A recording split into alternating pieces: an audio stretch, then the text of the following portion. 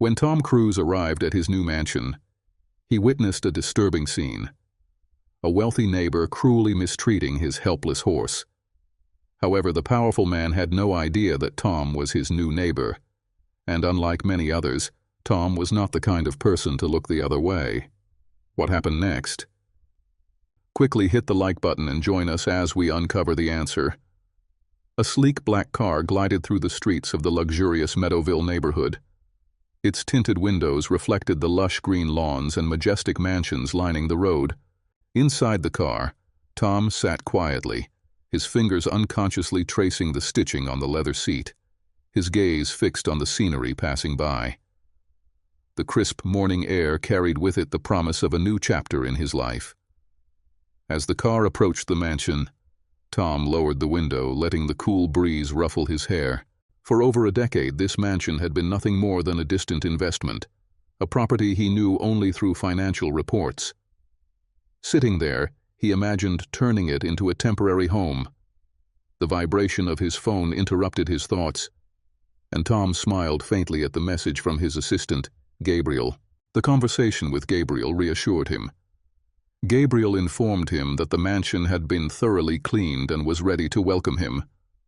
"I want it to feel like a home, not a hotel," Tom said in his deep, warm voice.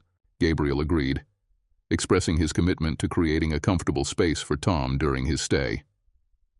As the car pulled up to the grand gates, Tom felt a mix of excitement and nervous anticipation. The gates swung open, revealing the Mediterranean-style mansion with its warm, inviting architecture. The red-tiled roof glowed under the morning sun, and balconies adorned with green ivy added a touch of classic charm. A tall, slender man in uniform with salt-and-pepper hair stepped forward to greet him. "Welcome, Mr. Cruise. I'm Ethan, your butler," he said, his voice respectful and steady. Tom nodded in acknowledgement and decided to take a walk around the neighborhood before exploring the mansion's interior. As he stepped outside the gates, Tom couldn't help but feel a sense of unease. What had once been just an investment was now a temporary home. Near the gate, his attention was drawn to a figure on the sidewalk just beyond. A white man in his 50s, dressed in expensive pajamas and wearing wireless earbuds, leading a young horse with a fiery, striking appearance. The horse, with its sleek coat and gentle eyes, wore a bridle that seemed too tight and a lead rope unnecessarily heavy for its slender frame. As Tom watched, the horse cautiously took a few steps forward, each movement deliberate as if treading on eggshells. Then, perhaps driven by instinct or need, the horse paused, lifting a leg as if to relieve itself by the gate. What happened next froze Tom's blood. The man's previously impassive face contorted with anger. He yanked the reins violently, nearly causing the horse to lose its balance. "Stupid, filthy animal," the man bellowed, his voice loud enough for Tom to hear clearly. The cruelty in his tone starkly contrasted with the serene morning and the opulent surroundings. "Don't you ever do that again, no matter how many times I've trained you." The horse let out a soft whimper, its eyes filled with sorrow, its tail tucked tightly between its legs. It shrank back, trying to make itself as small as possible. The man yanked the reins again, forcing the animal to stand still. In a horrifying moment, Tom saw him raise a foot as if to kick the horse, but then, as though sensing someone's gaze, the man's eyes met Tom's.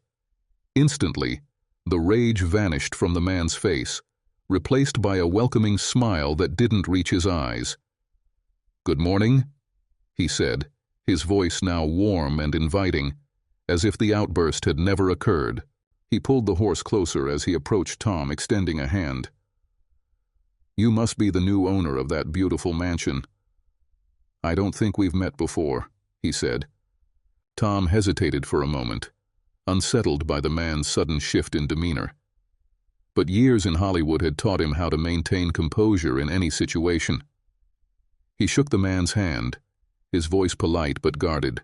"Nice to meet you. I'm Tom Cruise," he said. The man's eyes lit up with recognition. Of course, I've seen your films. Absolutely fantastic," he said. "I'm Marcus Whitfield. I've lived in this neighborhood for 30 years. Marcus continued talking, but Tom's attention remained on the horse. It stood cowering, its tail still tucked, its body lowered to the ground, its eyes darting nervously between Marcus and Tom. As Marcus went on about the importance of mindfulness, compassion, and authenticity, Tom couldn't ignore the irony between Marcus's words and his actions. He nodded politely, but his thoughts were with the young horse, piecing together the reality behind the polished facade of this man. He gestured expansively, as if staking a claim over the entire street. "We've got quite a tight-knit community here," Marcus said. Tom nodded, still processing the stark contrast between Marcus's current friendliness and his earlier behavior toward the horse. His gaze drifted to the animal, now cowering beside Marcus, its body trembling slightly. Marcus followed Tom's gaze and let out a laugh that sounded strained. "Ah, don't mind this old rust bucket here. Sometimes he's a bit stubborn, but we're working on it, you know. Rescue horse and all." Tom's eyebrows might have raised slightly. The horse's behavior didn't align with what he'd expect from a difficult rescue case. It looked more like an animal that had been mistreated. Still, he kept that thought to himself, reluctant to jump to conclusions. "I've seen quite a few people come and go from your estate over the years," Marcus continued, seemingly eager to change the subject. "Short-term vacation rentals, right? It's great to finally meet you in person." Tom nodded, grateful for the shift in conversation. "That's right. This is actually my first time staying here. I've owned it for over a decade, but it's always been a rental property until now." Marcus chuckled, though the sound didn't quite reach his eyes. "Don't worry, they've all been lovely guests. We've never had any trouble." He paused, then added with a touch of pride, "I'm sure you'll find our little community quite welcoming. I'm something of a local celebrity myself, you might say." Tom raised an eyebrow, inviting Marcus to elaborate. "I'm a best-selling author and speaker in self-help and new generation philosophy circles," Marcus explained, puffing out his chest slightly. "My book, Eternal Echoes, A Journey Through the Labyrinth of Thought, has sold millions of copies. I host retreats, give TED Talks, and maintain a rather significant online presence, if I do say so myself." As Marcus continued to talk about his achievements, Tom's attention shifted to the horse, Blaze as Marcus had called him. The animal was still cowering, its tail tucked tightly between its legs, ears flattened against its head, and body hunched low to the ground. Its anxious eyes darted back and forth between Marcus and Tom. "I preach about the importance of mindfulness, compassion, and authenticity," Marcus continued, his voice full of self-satisfaction. "It's all about finding inner peace and radiating that peace to the world around us." The irony of Marcus's words, given his earlier treatment of Blaze, wasn't lost on Tom. He nodded politely, but his thoughts wandered, reflecting on the disparity between the polished public persona Marcus presented and the reality of his actions when he thought no one was watching. Tom's gaze returned to Blaze. The horse, still trembling from its earlier mistreatment, cautiously stepped near the flower bed in front of Tom's house, clearly struggling to finish relieving itself after the interrupted attempt. Tom watched with a mix of empathy and concern as Blaze tried to discreetly complete the task. Its movements were hesitant, its eyes constantly flicking toward Marcus as though bracing for another outburst. Marcus, mid-sentence about the virtues of his latest self-help workshop, suddenly noticed what Blaze was doing. His face flushed red with embarrassment, a stark contrast to the confidence he'd displayed moments before. In an instant, his hand tightened on the reins, yanking them sharply. "Oh, I apologize," Marcus said, his tone strained with forced politeness. The abrupt change in his demeanor was jarring. A flicker of the earlier anger bled through his carefully curated facade. "Looks like Blaze here is being a bit of a rascal today." Tom's eyes narrowed as he observed the interaction more closely. What he saw deeply unsettled him. Blaze looked gaunt, anxious, and seemed to shrink even further under Marcus's harsh gaze. The horse's ribs were starkly visible beneath its coat, indicating severe malnutrition. Bald patches on its hide hinted at skin issues or stress. But it was the horse's overall demeanor that truly broke Tom's heart. Blaze's legs trembled as though they could barely support its weight. Everything about its posture screamed fear. Head hung low, tail tucked tight against its belly, ears pinned back against its skull. This wasn't merely a nervous rescue horse. This was an animal living in persistent terror. Marcus quickly noticed Tom's troubled expression and interjected with a tone that attempted to sound light, but was tinged with unease. "Guess it's time to get this dirty old beast home for a bath," he said, his voice strained as he tried to feign casualness. "It was great meeting you, Tom. Welcome to the neighborhood." As Marcus turned to leave, pulling Blaze along, Tom couldn't stay silent. Known for his kindness and empathy, he couldn't bear the sight of Blaze's suffering without speaking up. "Is everything okay with your horse?" Tom asked, striving to keep his tone calm despite the concern bubbling within him. "It seems a little unwell. I have a friend who's a vet if you'd like some advice." Marcus's smile broadened, but it didn't quite reach his eyes. A flicker of anger or fear crossed his face before vanishing, replaced by his usual charm. "Oh, you're so kind, but Blaze is fine," Marcus replied smoothly as though rehearsed. "You see, he's a rescue horse. The shelter took care of all the vaccinations, but he's still adjusting to his new home." Tom nodded slowly, unconvinced. He'd encountered many rescue animals before, and while an adjustment period was normal, the extreme fear and frailty Blaze exhibited seemed far beyond what he'd ever seen. Perhaps sensing Tom's skepticism, Marcus quickly added, "We're trying to help it gain weight," Marcus said with a more confident tone. "And it's still getting used to the neighborhood. You know, with animals like these, it takes time and patience." Before Tom could ask more, Marcus abruptly changed the subject, his voice suddenly animated.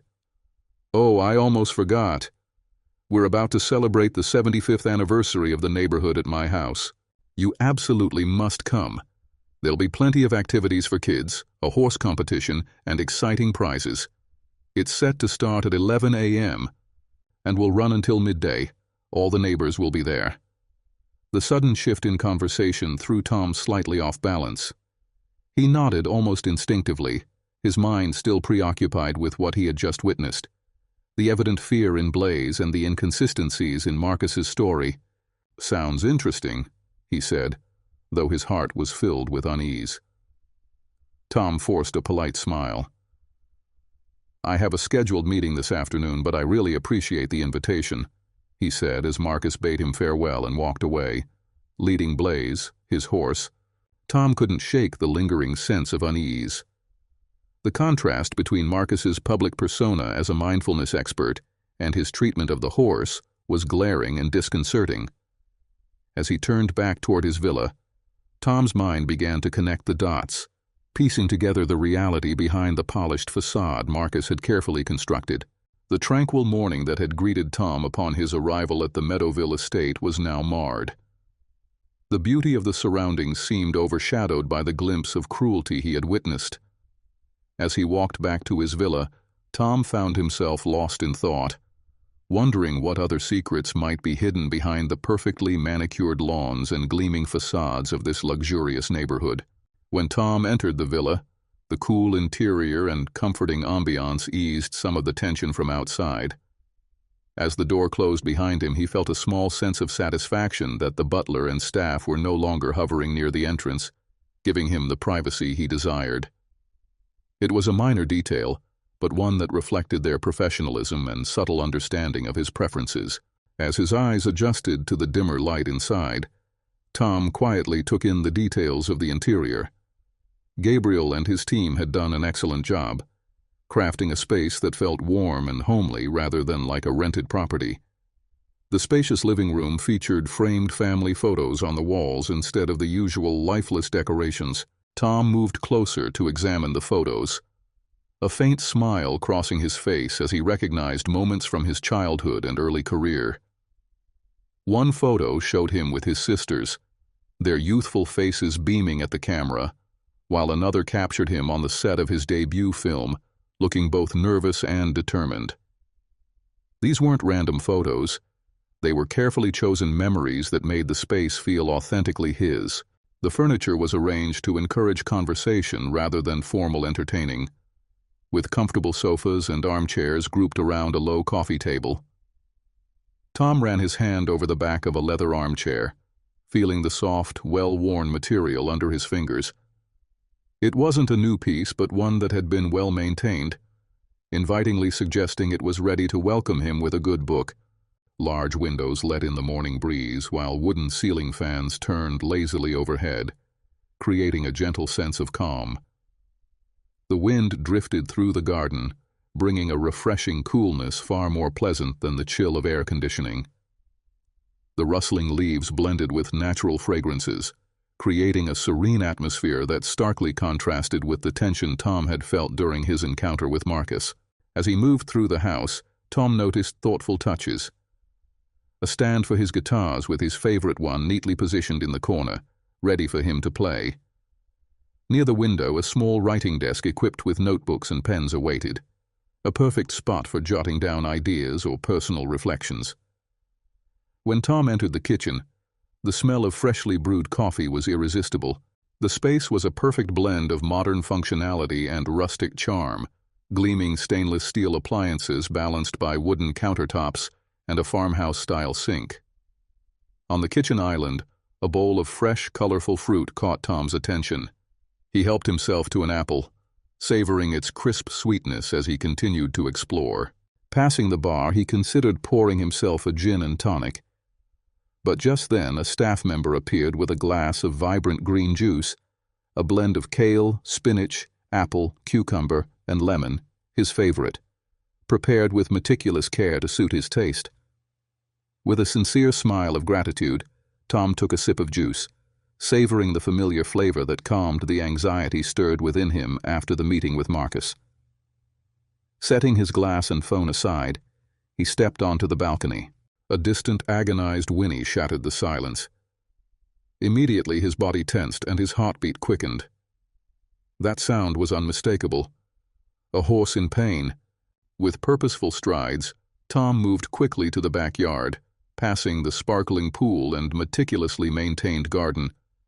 But he couldn't locate the source of the distressing noise. Returning to the balcony, he scanned the area, and from this vantage point, he had a clear view of Marcus's property. He spotted Marcus moving with visible tension, his hurried, agitated actions heightening Tom's concern. The sound was coming from behind a cluster of dense bushes, deliberately placed to obscure the view from outside. Tom couldn't ignore the stark contrast between Marcus's public image as a compassionate advocate and the troubling reality unfolding before him. He understood that rash actions might worsen the situation, but standing idly by was not an option either.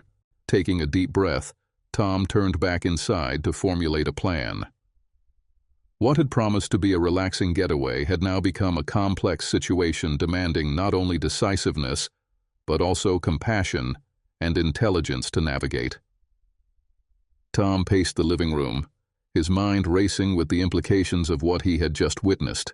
The agonized cry of the horse, Blaze, echoed in his memory, a painful reminder of the cruelty he had encountered before. Just beyond his property line, he knew action was required. At the same time, he was acutely aware that allegations of animal abuse, particularly against a prominent figure like Marcus, needed to be handled delicately. Pulling out his phone, Tom quickly typed a detailed message to Gabriel. His fingers moved swiftly over the keys, striking a balance between professionalism and urgency. Gabriel, I need your help. There's a sensitive situation here involving potential animal abuse by a neighbor named Marcus Whitfield. He's a renowned author and speaker. I need to investigate further, but I'll have to postpone today's appointments. Can you help rearrange my schedule? Also, see if you can dig into Whitfield's background or any animal welfare complaints in this area. Thanks. After sending the message, Tom dialed the film director with whom he had a Zoom meeting scheduled for 11 a.m. As the phone rang, he paced the room, running a hand through his hair, visibly troubled. "Hello, this is Tom," he said as the call connected, keeping his tone steady despite his inner turmoil. "I'm calling about our scheduled Zoom meeting. An urgent matter has come up, and I hope we can reschedule."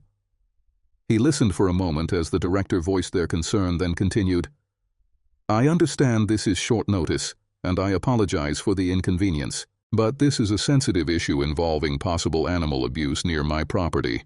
I can't ignore it." He thanked the director for their understanding and promised to rearrange the meeting soon. With immediate tasks addressed, Tom descended the stairs, his eyes searching for Ethan, his house manager, who was adjusting the living room curtains. "Ethan," Tom began, his voice low and conversational, "I was wondering if you could tell me anything about Mr. Whitfield next door. Have you noticed anything unusual?" Ethan paused, turning to Tom, a flicker of unease crossing his expression before he quickly resumed his professional demeanor. "Mr. Whitfield?" Ethan repeated cautiously. "Yes, there have been some issues." He hesitated, weighing his words carefully before continuing. "For nearly a year now, we've occasionally heard loud neighing from his property. It's been quite a disturbance." Tom raised an eyebrow, encouraging Ethan to elaborate. "Mr. Whitfield always claims it's a rescue horse with behavioral issues from an illegal breeding operation," Ethan explained, though his expression betrayed discomfort. "Do you think he's taking proper care of the horse?" Tom asked gently but firmly. Ethan shook his head, his professional facade cracking to reveal genuine concern. "He's rough even with his staff. I don't think he's treating that animal well." Tom nodded, the information confirming his suspicions. "Thank you, Ethan. This is helpful. I'll prepare for the neighborhood event next door." Determined, Tom returned to his room, selecting attire suitable for the gathering while preparing himself for any necessary actions. He reviewed the event's schedule in his mind, considering how best to position himself to gather evidence of any mistreatment while maintaining his cover. The pieces of the puzzle were coming together, and he was more determined than ever to uncover the truth. Adjusting his collar in the mirror, he steeled himself with resolve. Whatever awaited at the neighborhood event, he was ready to face it. Tom knew his actions could have far-reaching consequences, but as he recalled Blaze's fearful eyes and trembling movements, he knew he couldn't stand idly by. Taking a deep breath to steady himself, he prepared for the challenge ahead, committed to bringing justice and safety to a helpless creature. At precisely 11 a.m., Tom strode toward Marcus's villa. The morning sun shone brightly, casting long shadows over the pristine lawns and pathways of the Meadowville estate. Passing the spot where Blaze had been cruelly tethered, Tom felt a wave of empathy wash over him. He could only imagine the desperation the poor horse must have felt, forced to endure in silence. As he approached Marcus's lavish villa, the setting became increasingly ostentatious.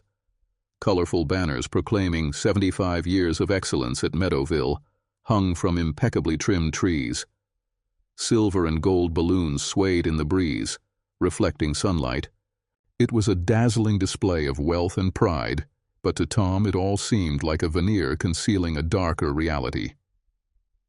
At the entrance, a young staff member in a crisp uniform greeted him, their excitement barely masked by nervousness at meeting a Hollywood star. "Welcome, Mr. Cruz," the young man stammered. "Mr. Whitfield is expecting you. Please follow me." Tom nodded and followed the young man inside.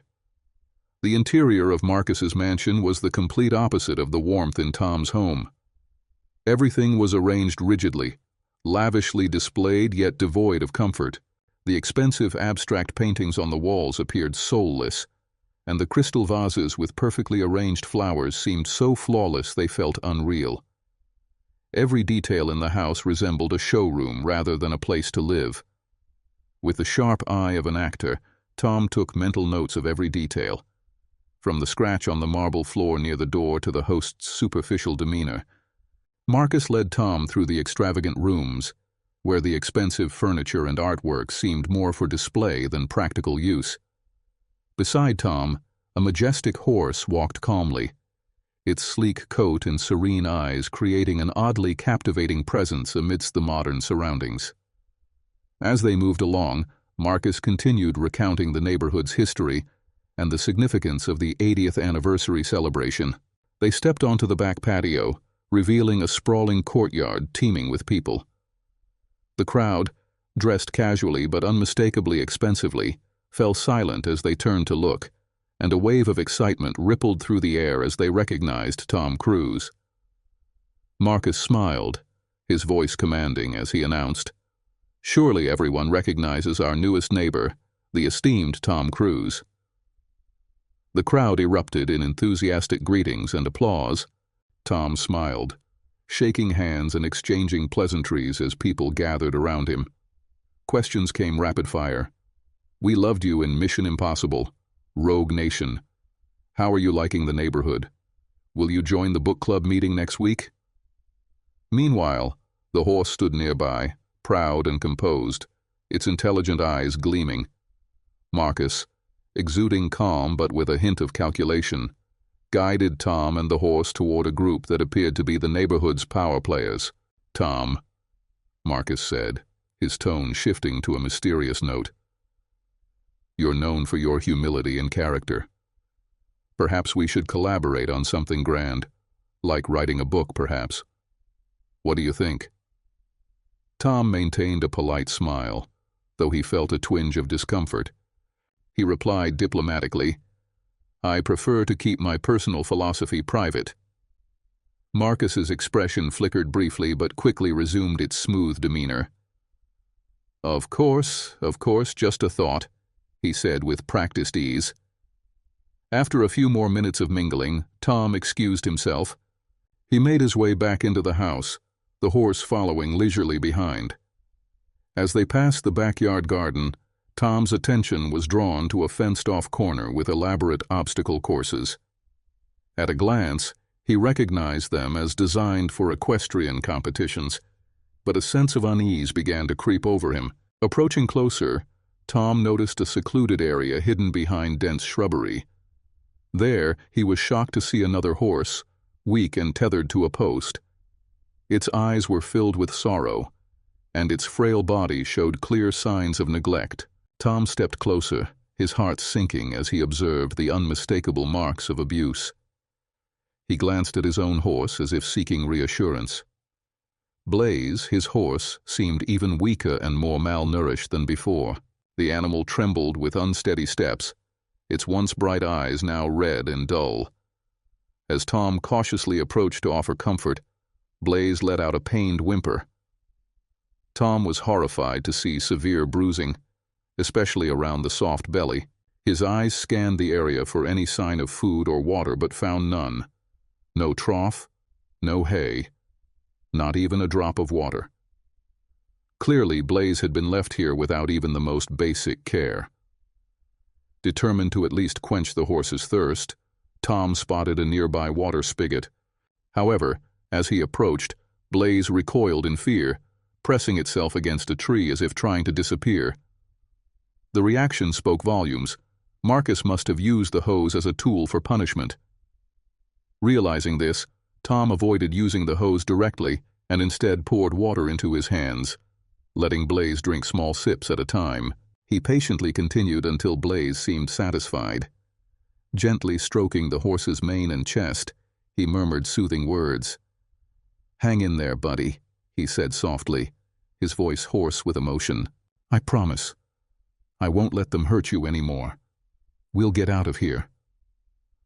As Tom was comforting Blaze, he realized he was no longer alone. Marcus emerged from behind the bushes, his expression livid. "Perhaps you've wandered a bit too far," Marcus said, his voice low but dripping with sarcasm. "You were meant to stay inside." Tom stood up, slowly positioning himself between Marcus and Blaze. "What have you done to this horse, Marcus?" Tom asked, his voice steady yet tense. "Why is it malnourished and covered in bruises?" Marcus repeated the usual excuses. "I told you, it's a rescue horse. These things take time." But Tom wasn't convinced. He mentioned Blaze's fear of the hose, even though the horse was clearly thirsty. Marcus's expression darkened, growing colder. "That horse doesn't know how to behave," Marcus snapped. "It's a useless animal, not worth decent treatment until it learns some manners." The confrontation reached a boiling point, and Tom steeled himself to protect Blaze. In his mind, he contrasted the public image Marcus had cultivated, a compassionate, charitable figure, with the cruel reality before him. "If you had no intention of caring for a horse, why did you take it in the first place?" Tom asked, his voice tight with restrained anger. Blaze stood timidly behind him, trembling. Marcus sneered, his pretense of civility vanishing. "It wasn't my idea," he said disdainfully. "My daughter wanted a horse, she wanted a pretty one, but I saw an opportunity. A rescue horse, perfect for my image, compassionate, selfless. The media ate it up." Tom felt a surge of fury rising. "So Blaze is just a prop for your image?" he asked, his voice low but seething with barely contained rage. Marcus Whitfield seemed unaffected by Tom's evident disgust.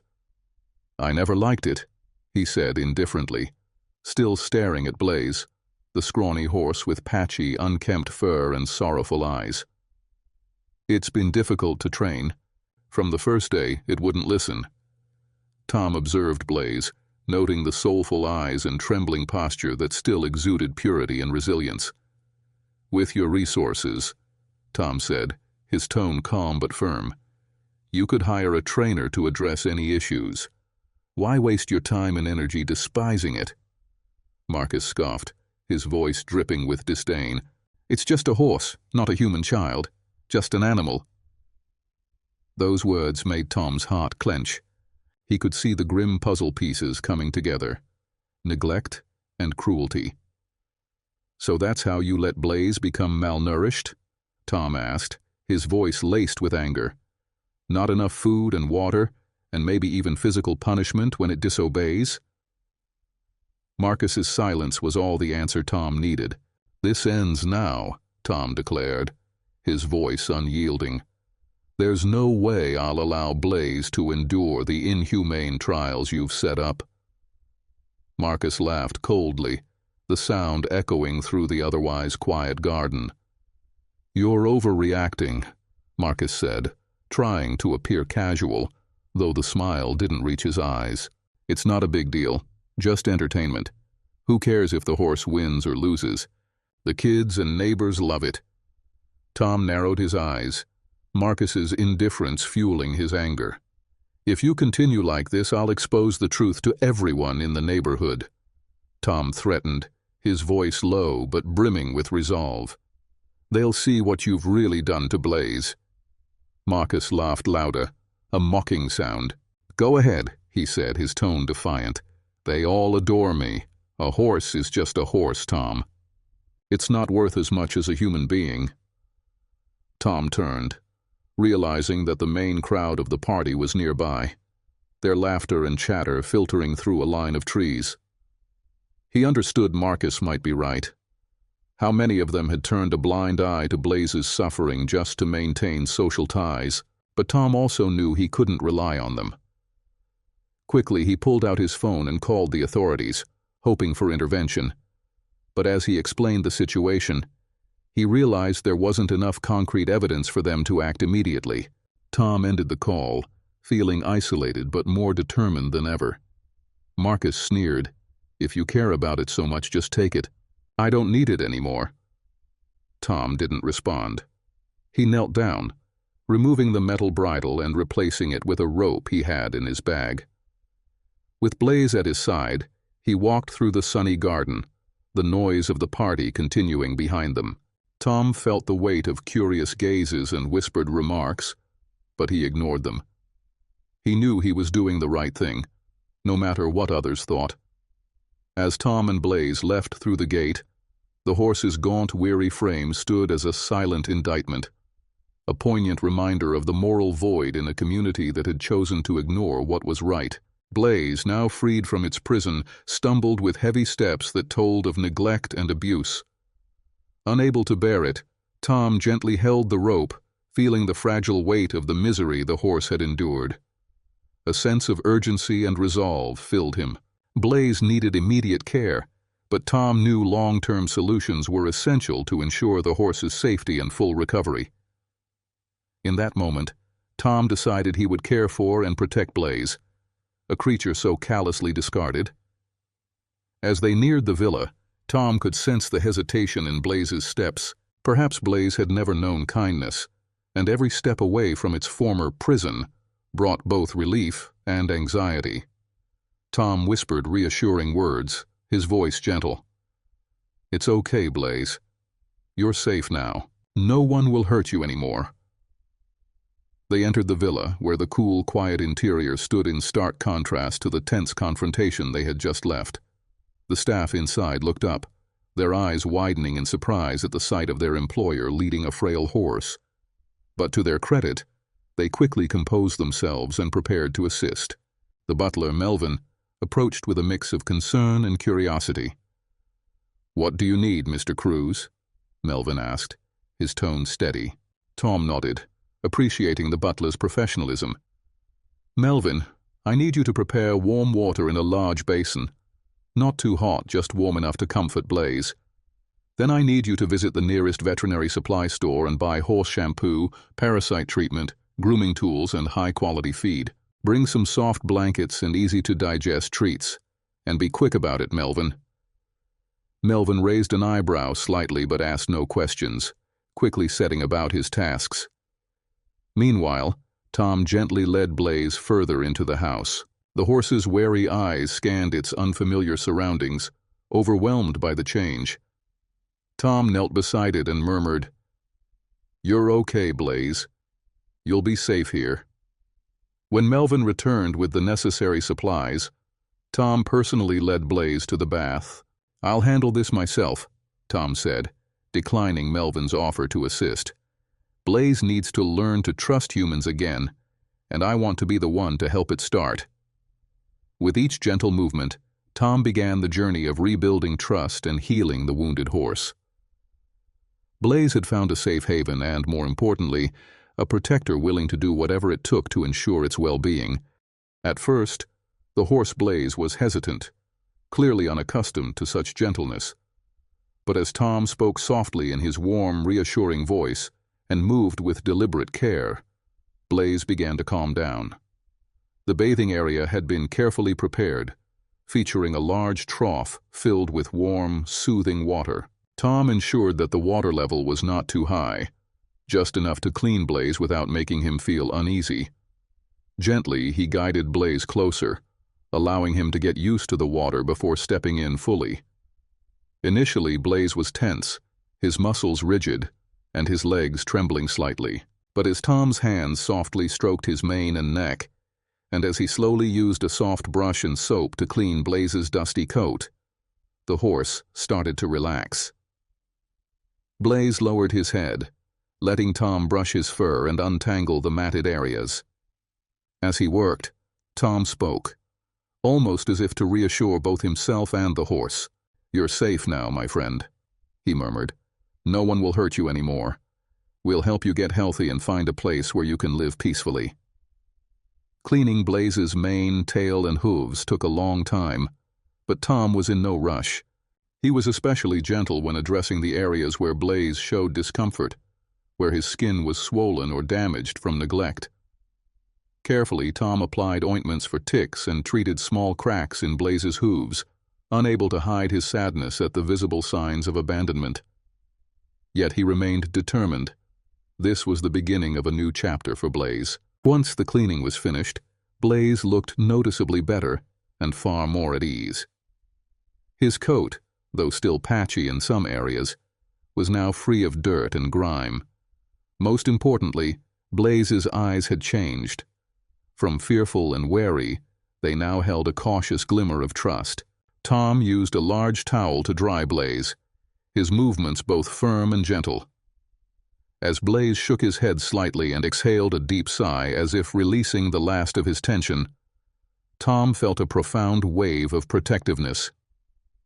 This wasn't just about confronting Marcus's cruelty or exposing the community of Meadowville. It was about giving this innocent creature a chance to live the life he deserved, one filled with love, care, and safety. Tom led Blaze to the temporary stall Ethan had prepared in the backyard. Inside was clean, soft straw bedding, a trough of fresh water, and some crisp, fresh hay. Blaze cautiously stepped inside, sniffing around as if to ensure everything was safe. After a moment, with gentle encouragement from Tom, he lowered his head to the hay and began eating. The soft sound of his chewing brought a smile to Tom's face. Sitting near the stall door, Tom placed a hand lightly on Blaze's neck. "You did great today, Blaze," he said softly. "Tomorrow we'll meet Jonathan. He'll help you become strong and healthy. I promise you, you'll never have to endure what you've been through ever again." As the afternoon passed, Tom stayed by Blaze's side, sometimes stroking his mane, sometimes simply sitting in silence. He knew the road ahead wouldn't be easy, for Blaze in his recovery, or for himself in bringing Marcus to justice. But as he watched Blaze relax, his body unwinding and his eyes half closing in the golden twilight, Tom knew every effort would be worth it. This was just the beginning, and he was ready to see it through to the end, bringing light to the dark corners hidden behind Meadowville's polished facade.